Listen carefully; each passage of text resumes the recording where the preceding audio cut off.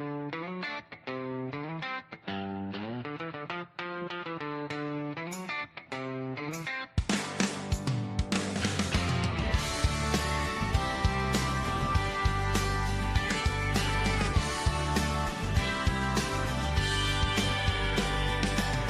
coming up, coffee's pouring strong. Talking Tigers all morning long. Saints exceed headlines on the screen. Breaking it down with a little caffeine.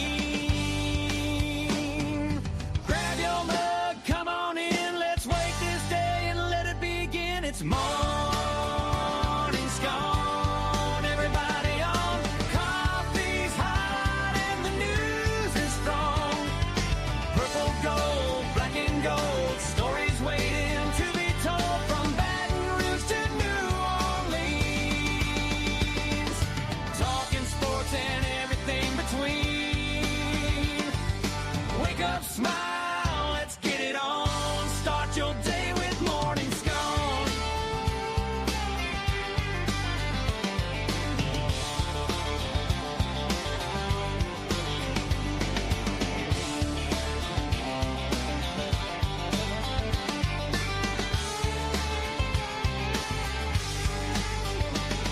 It's Morning Scone, everybody on. Coffee's hot and the news is strong. Purple, gold, black and gold, stories waiting to be told from Baton Rouge to New Orleans. Talking sports and everything between. Wake up, smile, let's get it on. Start your day with Morning Scone. Where the coffee's hot,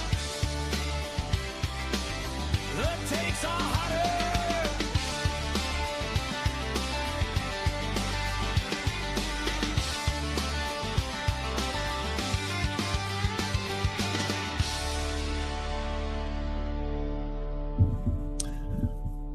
Okay, what's up, everybody? Good morning. Welcome to a Friday edition of Morning Scone, presented by Brock, the Baton Rouge Orthopedic Clinic, Parish Construction and Roofing. Remember, Brock, Rock and Wine is tomorrow.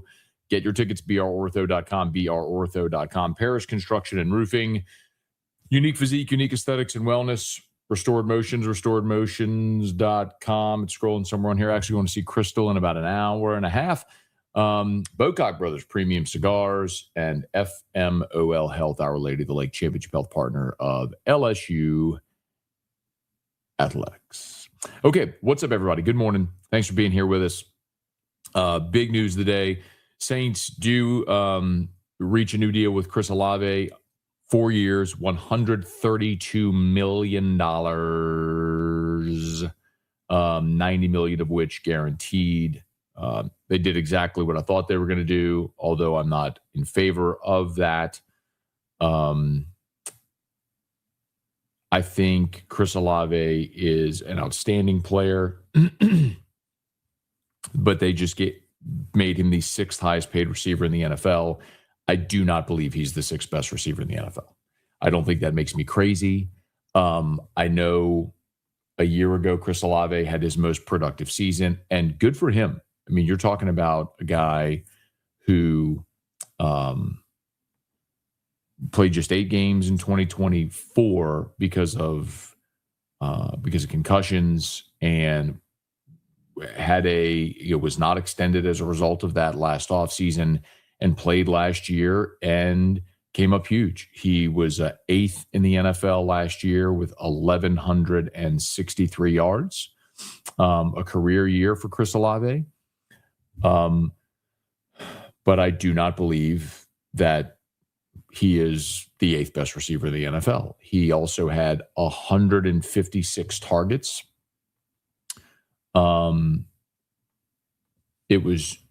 Which was 6th in the NFL. Only Jamar, Amon-Ra St. Brown, Trey McBride, Puka Nacua, and JSN had more targets than Olave did. So my assumption is that this year, with obviously drafting Jordan Tyson, having Travis Etienne, drafting Oscar Delp, Bryce Lance, Barian Brown, Devon Vele coming off of injury, Jalen Polk available now. You got way more options. And I think those targets come down, the productivity comes down, and we'll probably look back and say they overpaid. So congrats to Chris Olave on a great contract, a great year last year, a productive year in a contract year, and he cashed in. It's hard. I think Olave is probably somewhere in the low teens, high 20s, like somewhere like, if you're asking me to rank the best receivers in the NFL, I'd put him like in the 18 to 22 range, somewhere in there probably. And so I think they overpaid. I think probably by about $10 million per. I think he's a $20 million a year receiver, not a $33 million a year receiver. But they locked him up, and I hope that we don't look back at that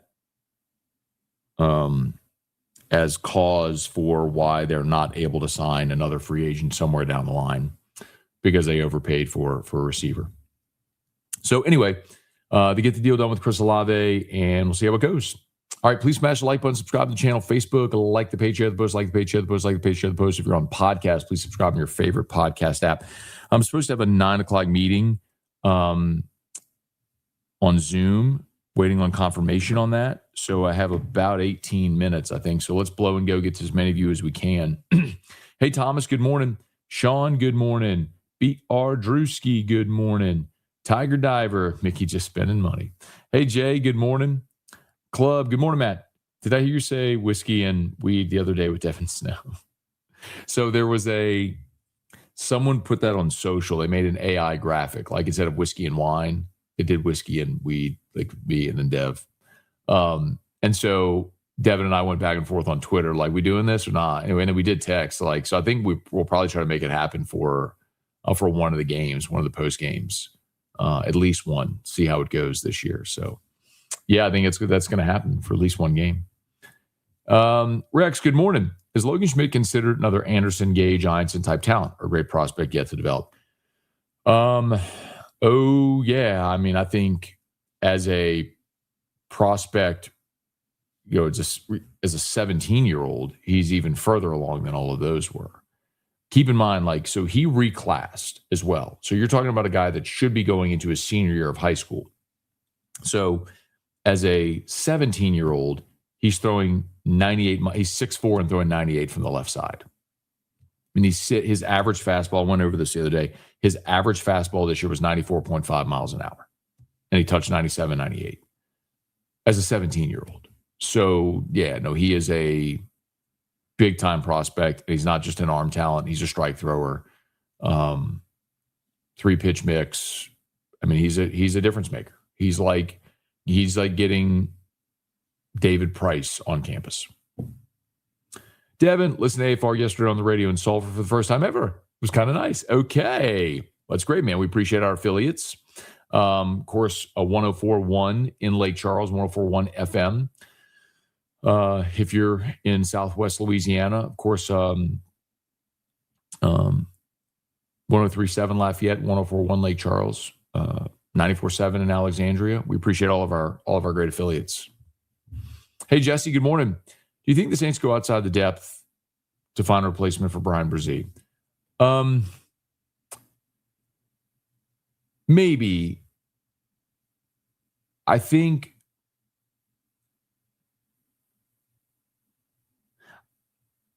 don't think it's essential because I don't think all of those guys were going to make the team. So I think it probably depends on how camp goes for a lot of those guys. Like, I think what it does really is opens up an opportunity for a guy like Xavier Harris when he gets back out there. It's one I'm very interested to see. I mean, he was a top 100 prospect. So he probably would have been a day 2 pick, but for his off the field stuff, so he goes undrafted. So I think you have say it this way. Your numbers at the position are fine right now. It's just, are you satisfied with the level of play? Hey, Christian, good morning. Have you or will you do game-by-game prediction for the Tigers? I have not. And I'm sure we'll get to that before the season starts. It's not something I typically do, like before the season starts. I mean, I'll probably give you a season record and give you an overall feeling. But, week by week, of course, we do predictions on Friday. Hey, Sean, maybe a stupid question. Do you see more high schoolers going the JUCO route for 1 year? Before last week, I had no idea this was a thing. Well, no, for a couple of reasons. Number one, if you go the JUCO route, typically, so you're not going to get more development in junior college. Like, you're not going to face elite hitters, so it's like another year of effectively high school plus. So the development isn't really there. It's not like you're taking a big step up in competition to show scouts you can do that. I think it's just more of a rarity. Like, this is an outlier. Typically, guys that go JUCO because they're not ready to go from high school to a place like LSU. So they go JUCO where they can get innings or at bats and then take the step to major college baseball. This is just a weird outlier of a guy who a team drafted him blind. They didn't have the money to pay him, and he's trying to decide if he wants to spend 3 years in school or be back in the draft next year. So his option is JUCO. Hey, Jack, good morning. Mickey should have listened to Lane about funding the wide receiver room. Hey, Kelly, good morning. Tiger Poppy, good morning. Hey, Ron, good morning. Eric, good morning. What a disgusting deal for Olave. For the life of me, I don't understand why not play hardball and make him play the final year of his deal. Even a great year gets him the same deal. Well, the one thing that would change, Eric, and I listen, I don't necessarily disagree with you. I'm okay paying him. If he had another 1,000-yard season, you're paying more. But remember, every time someone else gets a new contract, the market resets. So, like, JSN reset the market. Drake London getting his deal. So, in theory, you're balancing that. Do you want to pay him now or wait another year? Like the Saints waited last year because of the concussion issues. They weren't going to give him a long-term extension when he had that consideration, that concern. And Olave had a career year, and so he got paid. So good for him. That's the risk you take. If you take that risk again, you could use the franchise tag on him. But they like him. They think he fits well with what they do, and they wanted to lock him up. They did. I just happen to disagree with paying him like they did. It's interesting. Most of the comments here are sort of siding with me, but on AFR yesterday and on social media, most of the people were very much opposed to my point of view. Like, they're glad Olave got paid. Hey, Chance, when I saw the Olave deal, first thing I thought was how much you were going to hate the deal. I mean, the funny thing to me is the people that are like reacting the way they did to what I said, because like I did a segment on AFR. We put it everywhere on social media, everything. I said like weeks and weeks ago saying, I know what they're going to do. They're going to pay him $30 million a year. I'm just going on the record now saying I don't like it. I mean, I did that weeks and weeks and weeks ago. So, I mean, exactly what I said was going to happen happened. I don't think that's a surprise. I mean, they were going to pay him, and the market had moved, and they paid him what they felt was appropriate to the market. I just disagree. I don't see that value in him. I think he's a fantastic player.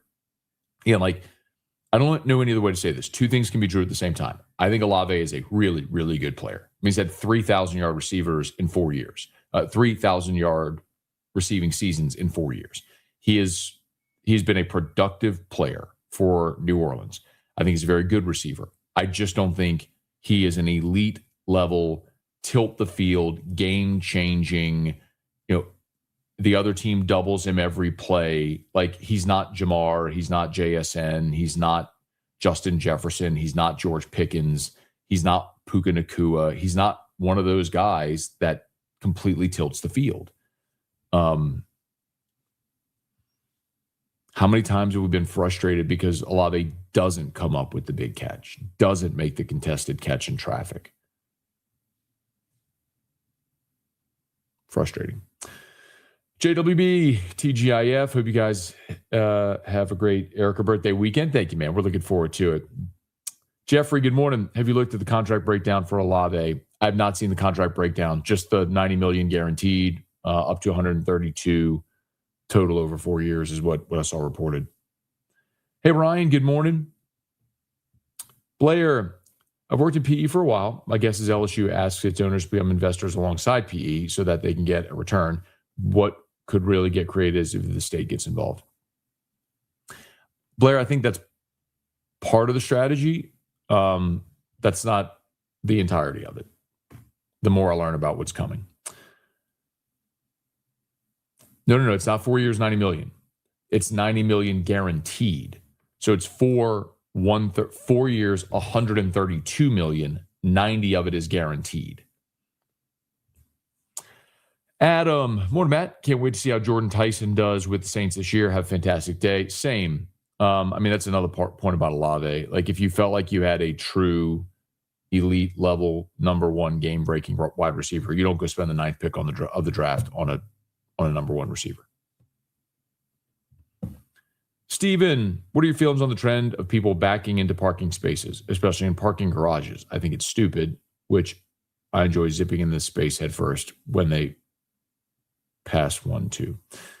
I guess I don't really mind people backing into spaces. The only place I do that is at church, because like I go to Most Blessed Sacrament, and the way that parking lot is set up, everyone backs into a parking spot because it is just one long driveway with a spot on either side.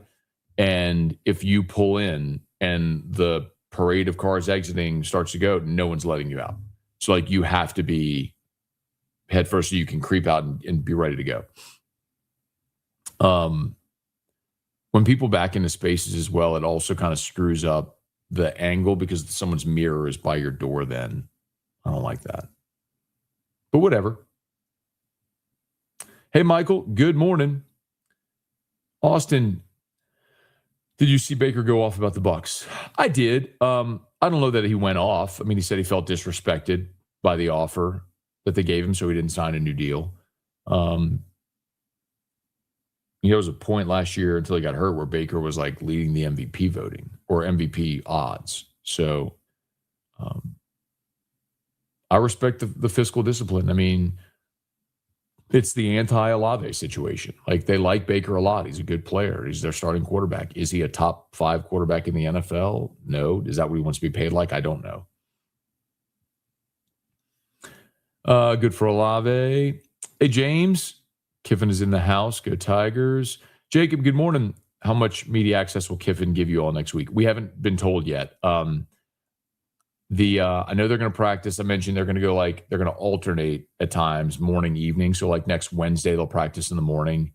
Then Thursday, they'll practice in the evening. Then Friday is morning, and so on.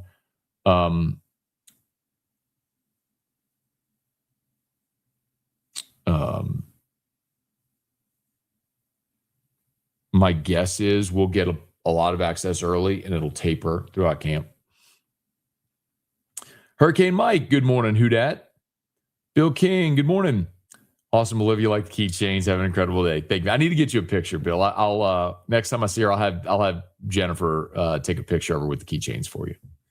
Hey, Sean. Let's see. Oh, by the way, it's my son's birthday. Bro, okay. Happy birthday, Brendan. Hope it's an awesome one. I don't know if he's watching, but if he is, happy birthday, Brendan. If he's not, please pass along our best wishes. Hope you get all the cake and presents in the world you want today, man. Enjoy your day. Happy birthday, Brendan. David, good morning. Mike, Matt, don't listen to haters. You're my favorite sports media analyst. Thank you, Mike. Appreciate that. And I don't really mind the haters. It's just part of the gig. The thing that most, Mike, just for example, what you just said, the thing most people don't ever see are the nice things that people say. And I get flooded with nice comments every day. So those far, far, far outweigh the vocal knuckleheads that say mean and vile and dirty things. So you have to have thick skin to do the job, and I learned that long ago. I think I was sort of born with thick skin. Look, it's really thick. DJ, good morning. Good with the Olave contract as long as Shuck is his quarterback. Carr was not a good QB for him. With Shuck, I think he'll be productive, but we shall see. Eric, completely agree. He's a good wide receiver. I think he's closer to Lance more than JSN. 50% contested catch rate is a solid slot receiver guy. Elite guys are 75% of will. That's the problem that I've always had with Olave is he doesn't make the big play. Like the contested catch rate stat is a good number. Like you got to be able to trust, even if your guy's covered, you're going to put the ball up and he's going to go make the play. Olave's not proven to be that guy. Very good receiver. He's a very good NFL receiver, obviously, a productive NFL receiver. I don't think he's the sixth best receiver in the NFL. And I don't think that's crazy me saying that because I don't think anyone would say that. Antonio, good morning. Chance, will you be going to all the LSU practice available to the media? Yes, they give us availability. I will be there. Let's see. Had to knock off early yesterday. Happy belated birthday to you, Rock. Thank you, man. We'll pass it along. She appreciated all the birthday wishes. Thank you, Phil. Hey, Brian, expand the playoff. It's not hard. I think the expanded playoff is coming. Certainly, are they going to go 16 or 24? That'll be the interesting thing to watch. Y'all know where I stand on it. I want to see 24. It doesn't devalue the regular season. If anything, it makes every game more meaningful because you're actually playing for something of significance. And if you go to 24, it's not like you're going to see number 1 against number 24. The top 8 would get buys, and then 9 would play 24. 10 would play 23, 11 would play 22, and so on. And you'd end up with some really good games, but more importantly, you would have the opportunity for those teams to play themselves in. And everyone always says, you don't want a bunch of 8 and 4 teams. By the way, in the last 2 years, the 2 years of the 12-team playoff, do you know how many 8 and 4 teams would have made the 12-team playoff? In 2 years, how many 8 and 4 teams? 1. Iowa. Last year. Iowa, who went 8 and 4, by the way, and gave Indiana their toughest game, gave Oregon their toughest game. Like, you think anybody want to see Iowa in December? I back in on my parking spots. Worked at various hotels, parking cars in NOLA in my youth, and it's stuck. It is a need for longer, bigger trucks, vehicles, especially with cramped parking. Now, the truck thing, I do see that because I know I have friends who have big trucks and like going into a parking garage like at the airport will back in for that reason. There's a reason professional drivers always back first into parking spots. It's how we're taught backing in is safer than backing out. Interesting convo here today about parking. You never know where we're going to go on Morning Scone, but here we are. Do we have a Sam Levitt update? I mean, everything. So Lane has said he's healthy and doing great, and that falls in line with everything I've heard off the record from people within the program I've spoken to this summer. Everyone has told me he is 100%. He is a full go. He is fully participating in all the workouts, the player-led practices during the summer. We will get to see it firsthand on Wednesday, the first day of fall camp when we're out there. But yes, everything I've been told is he's healthy and good to go. We've been told this about Sam Levitt. Questions? Walker Parks, is he? Oh, he'd be all right. He'd be all right. He'd be good to go. Sam Levitt will be good to go. Parish Construction and Roofing. At Parish, we've got you covered. From the top of your roof, all the way down. Parish Construction and Roofing. Parish built. Parish built. Parish built. From your hometown. ParishBuilt.com. All right. Parish Construction and Roofing. Remember, if you need an orthopedist, you go to Brock. Tomorrow, Brock Rock and Wine. Get your tickets, brortho.com. Parish Construction and Roofing. Love to help you out. Repairs, replacements, gutters, soft wash. We can soft wash your house as well, not just your roof, your whole exterior space. ParishBuilt.com. Unique Physique, Unique Aesthetics and Wellness. That's the GLP-1s at Unique Physique. At Unique Aesthetics, they've now introduced hormone therapy for women. So ladies, take care of yourself, especially if you're perimenopausal. Men, make sure the women in your life know that option is there. Take care of themselves. MyUniqueAesthetics.com. Bocock Brothers Premium Cigars. We are just days away, probably 2 weeks away, from being able to announce and show you the new LSU football Bocock Brothers box. Can't wait for that. Of course, FMOL Health, Our Lady of the Lake, championship health partner of LSU Athletics. We started the process yesterday of arranging all the interviews with the players. There are 23 LSU football players that have NIL deals with Our Lady of the Lake, and we're going to have an opportunity as part of their deliverables to have them all on AFR. So how we work out 23 interviews will be interesting, but very much looking forward to doing that, which means we'll obviously have a chance to talk to Sam Levitt as well, which I'm excited about. So stay tuned. That's coming to a radio show near you. Hey, Lou, most teams that won Super Bowls aren't dropping a ton salary cap on wide receivers. Well, I mean, we say that, but Seattle just won the Super Bowl, and they made Jackson Smith and Jigba the highest paid receiver in the NFL. So, the Eagles had A.J. Brown and Devontae Smith. So I'd actually disagree. I'm not opposed to paying a receiver. I'm opposed to making Chris Olave the 6th highest paid receiver in the NFL. Hey, Deborah, good morning. Chance, is there a number between 16 and 24 that makes sense as a compromise? I don't know how you make the math work, putting a bracket together. 16, there would be no buys. 24, the top 8 would get a first-round bye, and then 9 through 24 would sort of play into the field.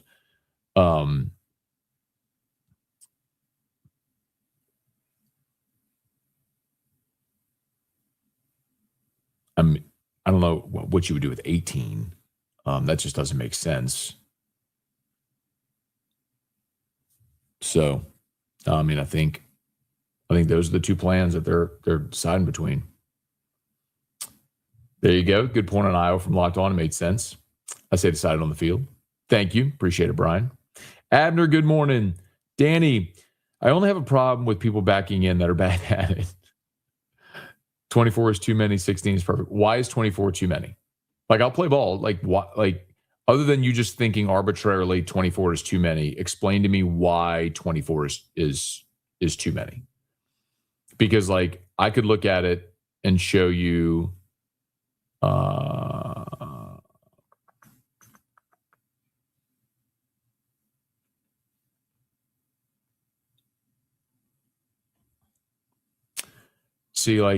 in a 2014 playoff last year, Indiana, Ohio State, Georgia, Texas Tech, Oregon, Ole Miss, A&M, Oklahoma, they all get a bye. Number 9, Alabama, and this is just going straight down and not considering G5 or any of that sort of stuff. Number 9, Alabama would have played James Madison. So JMU would have been in at number 24 at 12-1, but they would have been in at 24. Number 10, Miami. Number 10, Miami would have played Iowa. You think Miami would have been pumped about Iowa? Coming to Iowa lost 20-15 to Indiana last year. Notre Dame would play Georgia Tech. So Notre Dame would have been would have had an opportunity to play a game at home to work their way in, but would have had to play that opening weekend. BYU would play Houston. That was a 9-3 Houston team. BYU was 11-2. They lost the conference championship game. Their only 2 losses all year were to Texas Tech. Texas would play Tulane. Vanderbilt would be in, and they would play Virginia, a Virginia team that was 10-2, lost their conference championship game. Again, why do we need a conference championship game? Vanderbilt would have been in. Vanderbilt would have played Michigan. Bro, come on. Please give me that. Utah would have played Arizona. Anyway.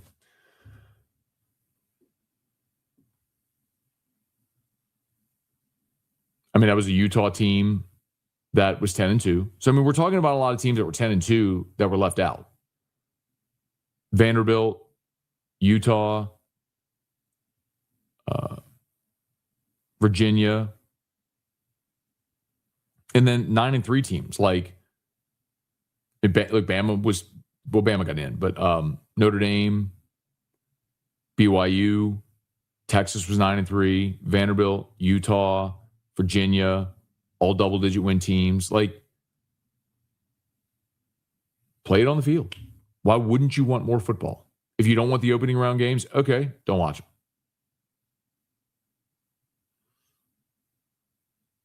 I was back in. It's odd to have it. I work in a chemical plant. We're taught if we need to get out in a hurry, it's better that we're backed in. Interesting. I never really think of it. I just pull headfirst into my parking spot at work every day. But then again, it's not like a very big parking spot or parking lot. I drive a big yee truck, so I got it back in the parking spot. Makes it. This is interesting that there's this much interest in backing into parking spots. The only thing that annoys me is when, like, I'm behind someone and they pull past a spot to back in, and then I have to sit there and wait for them to back into their spot. That's the only thing that really annoys me. Dated question here, but with Will Guillory's departure from the Pelicans beat, did you think about beefing up coverage on the website, or does literally nobody care according to your site metrics? So I want to have I would love to have a Pelicans writer for LouisianaSports.net. When we launched, I had a budget. And so I had to decide where we were going to invest our resources. And so naturally, I was going to have an LSU writer, Hunt, a Saints writer, Ross, and then we brought on Chris Marler, who handles SEC content and our social media. And I thought that was important because that's scalable outside of just Louisiana. Because if we can even get some interest in fans from 16 different schools around the region, then we have a higher ceiling, sort of a larger market there.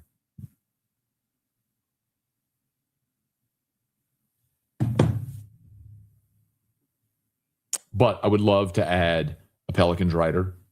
I would love to add a prep. I would love to have recruiting. I mean, I want all of those things as we grow. We had to start with the pillars that were going to be the most appeal to the most people. Hey, Brian, let's see. Do you think Dylan Jones is RB1 for fall camp? Everything has been pointed to him being the guy. Are there any carries left for Durham? I think the question about Caden Durham is a fair one. I think, look, they paid Harlem Berry, and Dylan Jones has made the most of his opportunity. So I think those two are going to be the guys that you see primarily. The RB1 question is an interesting one because it feels like they're interchangeable, meaning Jones and Berry, and stylistically they're very different. So it might really just be a matter of not who do I think is going to get the most carries or reps. If you're just asking like who's going to take the first carry, it might just be what play they call the first play of the game, you know? But, hey, Mike, let's see. It's crazy how football is technically back next week. This offseason has felt faster than normal. Yeah, man. Hall of Fame game is coming. Well, isn't?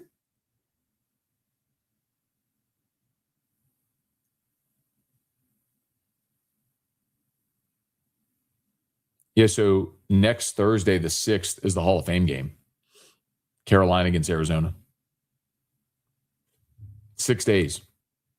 Hey, Steven, I hate waiting for the back and forth, especially in a parking garage. Time. Oh, yeah. Like the pull and input. Yeah, the back and back out. Hey, Brad, good morning. Mike, I love college football, but this is why the NFL is better. You're talking about the playoff. I mean, it's literally every sport in the history of mankind has had a real playoff. I say it all the time. College football is the only sport in the history of mankind where you can win every game you play and not even get a chance to play for a championship. Go Tigers. Let's see. I like the 2014 playoff. I wasn't too sure about it, but it takes the question out of who should make it, like Notre Dame last year. That's the point. It's decided on the field. And then everyone says, well, it's going to devalue the regular season. Like, I disagree with that notion. I think that is a boring fan echo chamber argument that's just been parroted forever. When in reality, what you see in November is teams that have 2 or 3 losses, their players opt out, they lay down, they're not playing for anything meaningful. Like, and you say, well, don't lose 2 or 3 games. Okay, that's fine if everyone is playing an equitable schedule. But that's the problem. All conferences are not equal. All schedules are not equal. I mean, how do you, like, here's a perfect example. Look at Notre Dame's schedule this year. No, this is Notre Dame's schedule. Wisconsin, Rice, Michigan State, Purdue, North Carolina, Stanford, BYU, Navy, Miami, Boston College, SMU, Syracuse. They play at BYU and they play Miami at home. 2 games. They have 2 games. They'll be favored in every game they play. They have 2 games. And BYU lost twice last year, both times they played Texas Tech. I mean, if LSU had that schedule, there's a dozen teams that if they had that schedule would be a cakewalk into the playoff.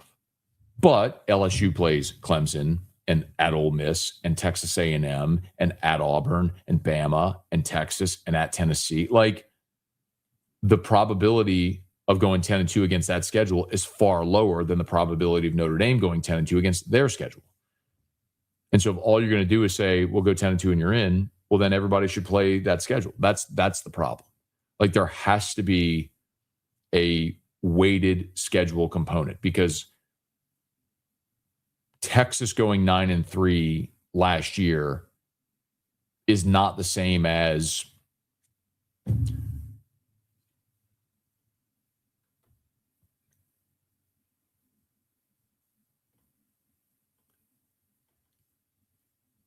Texas going 9-3 is not the same as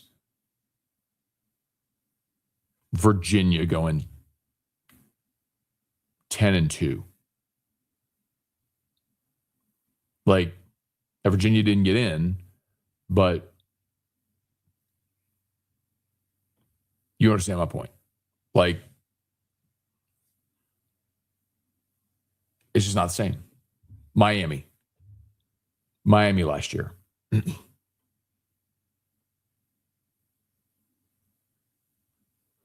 Hey, Mike. I love college. Okay. Imagine if the 2017 Eagles didn't make it because people said Nick Foles wasn't playoff caliber. Exactly. So Carson Wentz gets hurt. Foles goes in, and they win the Super Bowl. What if they had been left out because, your quarterback's hurt, you're out? Hey, Lou, I'm nervous. It's just a big gamble once wide receivers get that big contract. I've seen many wide receivers crash and burn once they get the money. I understand, Lou. I don't worry about Olave I don't know if you're talking about like a work ethic. Like, I don't worry about that. I think Olave will work really hard, and he's been a great team guy, character guy. I think he's what he is. I think he's a very good, productive NFL receiver. I think he's if you're ranking the best receiver, I think PFF had him the 12th best receiver in the NFL. I think there's probably a dozen receivers I'd take more than him over him.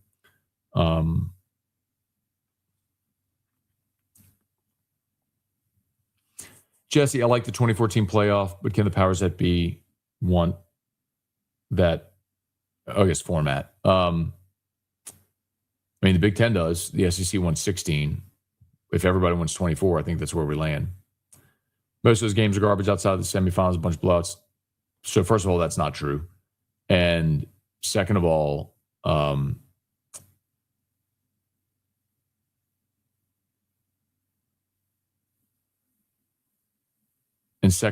if that was your opinion,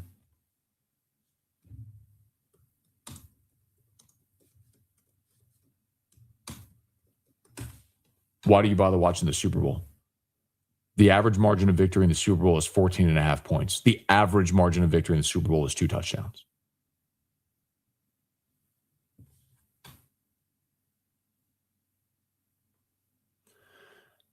Yeah, FCS been using 24 for a decade. It's easy. It's easy. Yeah, everyone does it. Everyone does a playoff.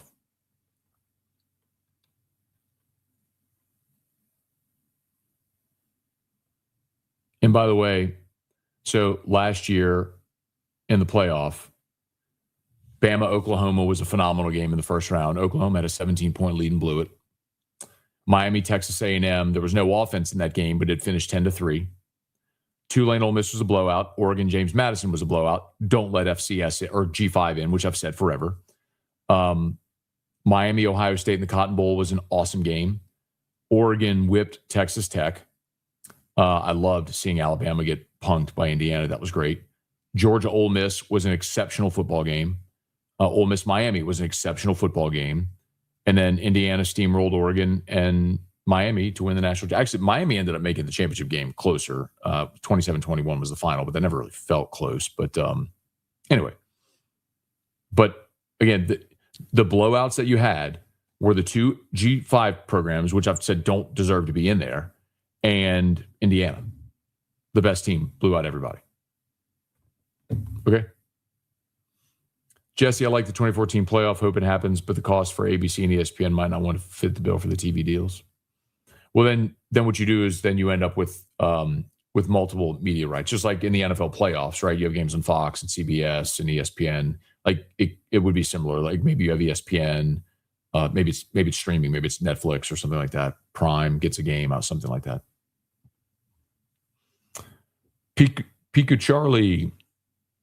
Morning, Matt. Any thoughts on Cignetti taking shots at the SEC? Not really. It's talking season. It's what they do. He wants to get a headline. He did. Good for him. Matt, you probably never thought Morning Scone would take us to backing in parking spots. Honestly, Brian, nothing surprises me on this show.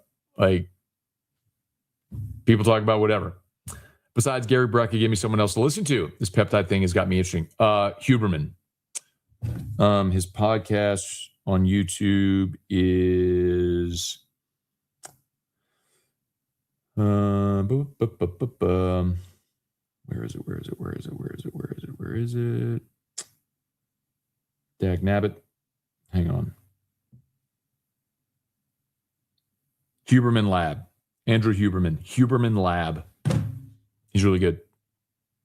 Adam. Yes, give me 24. I'm glad more of y'all are coming along. Nice. Placed my first bet on Kalshi last night. Got the $500 bonus for referring. Awesome. Love that. Thank you so much. Just so Kalshi came on board as a Locked On sponsor. So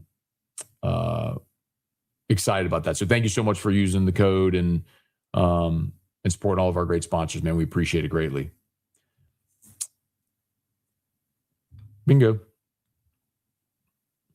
Let's see. Good morning. It's the old heads that do not look at the future, that do not want the 2014 playoff. Football progress, money-making opportunities, better games with the 2014 playoff. Yes. And the reason they are now coming along is because of the revenue issues. With revenue share, everyone needs more money. The easiest way to generate revenue is TV. So you add more games to the postseason, boom. Why do you think they're hesitant to get rid of the conference championship games, the commissioners? Not because they need it for competitive balance, because you're getting rid of a revenue generator. So they want to make sure that if they go to the playoff, it will more than make up the money that you're losing by getting rid of the conference championship game. Let's see. They need to add a point scale on getting in, a certain amount of points for winning ranked games, playing P4 opponents, not penalized for losing ranked games. That's, yes. Call it what you want, a strength of schedule metric or whatever. But yes, that's exactly the point of power system. It's like, I'll oversimplify it, but like in Louisiana high school, they seed the teams based on a power rating. So you're incentivized to schedule really good non-district games. You play, you play a 5A team that goes 9-1. That's going to help your power rating. You're incentivized to play good games. That's how it should be. Jacob, I'm curious if the SEC wants to expand and adds a few more teams, what teams would you like to see them add? This is mine is Virginia Tech. Yeah, I don't want to see them expand. And actually know the answer. If they did expand, the SEC is big on being a contiguous footprint. So they want all the states to border. So like, Missouri borders Arkansas, Texas borders Louisiana. So when they've expanded, when they added South Carolina and Arkansas, it's part of the contiguous footprint. So North Carolina and Virginia would be the most obvious states to add. And so like UNC and UVA are the two. And they also, I know nobody thinks of this, but as far as an APR, it helps having those academic schools as well. So North Carolina and Virginia, but as I understand it, North Carolina wouldn't leave without Duke, and Virginia wouldn't leave without Virginia Tech. It would have to be a tandem thing. I think in Virginia, there's actually, I might be wrong about this. It's been a long time since I've dove into this, but I think there's a state law in Virginia where Virginia and Virginia Tech have to be in the same conference. So that's one of the things that kind of holds it up. Hey, Chance, 2001 LSU would have been feared team in the 2014 playoff. No doubt. I think 06 LSU would have been as well. So 06 LSU loses 2 nail biters on the road. One in a controversial fashion against Auburn on the Phantom PI, where they picked up the flag, and then the other at Florida, where there was a controversial touchdown fumble at the goal line. That team doesn't deserve to be in a playoff because of that. Meanwhile, you had number 1 Michigan, number 2 Ohio State playing the final game of the regular season. Ohio State won. They played Florida for the championship, and Florida waxed them. So, like, you say, well, Michigan got their shot. So Michigan played a 1-2 matchup, lost a close game, and they're out. Because of that, they don't get to play a playoff? I mean, there wasn't a playoff at the time, but I think you understand my point. Mike, how long do you think we'll have Kiffin for? 4 or 5 years. Look it up. LOL, most games are. I watch football regardless. I just looked it up. I literally just looked it up and told you the results. I mean, literally just told you the results. Bama, Oklahoma was a great game. Oklahoma led by 17. Bama rallied and won. Miami, Texas A&M was 10-3. There was no offense, but it was a 1-score game. Tulane, Ole Miss was a blowout. James Madison, Oregon was a blowout. Again, don't let the G5 in. Ohio State, Miami in the Cotton Bowl was an awesome game. Oregon beat blank Texas Tech in the Orange Bowl. Indiana, Alabama was a blowout, which I love to see. Ole Miss, Georgia in the Sugar Bowl was a phenomenal game. Miami, Ole Miss in the Fiesta Bowl was a phenomenal game. The Peach Bowl, where Indiana rolled Oregon, and then Indiana beat Miami 27-21. Those were mostly great football games, except for the stupid G6 games that nobody wanted to see anyway. Morning, Matt. Headed to Kent next week to see Drew. Awesome. That's awesome, man. Oregon, Skunk, Texas Tech. Yeah, just went through that.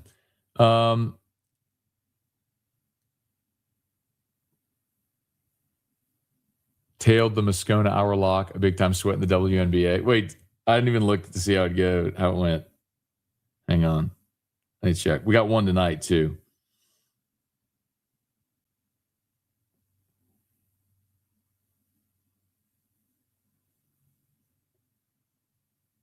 All right. Our parlay's alive. So Boston hit.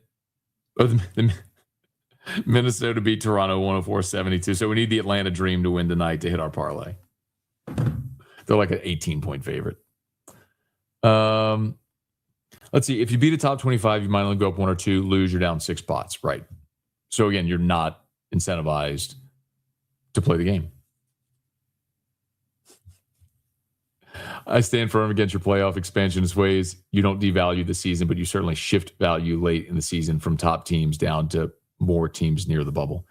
I fundamentally disagree with you because the top teams are playing for a bye, for a home game, or to get in. So it's not just shifting importance to the bubble.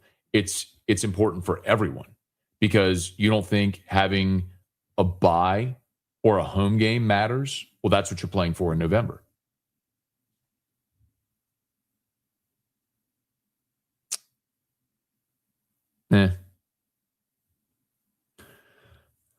Historical day, 50 cents blowout. Again, well, the 4 teams, but again, like that's a 4-team playoff chosen by a committee. And it's not always right with the best teams in there. They choose like 11-1 Indiana that got in 2 years ago that played one ranked team and got blown out. This is the point. Like, have an actual playoff to determine it.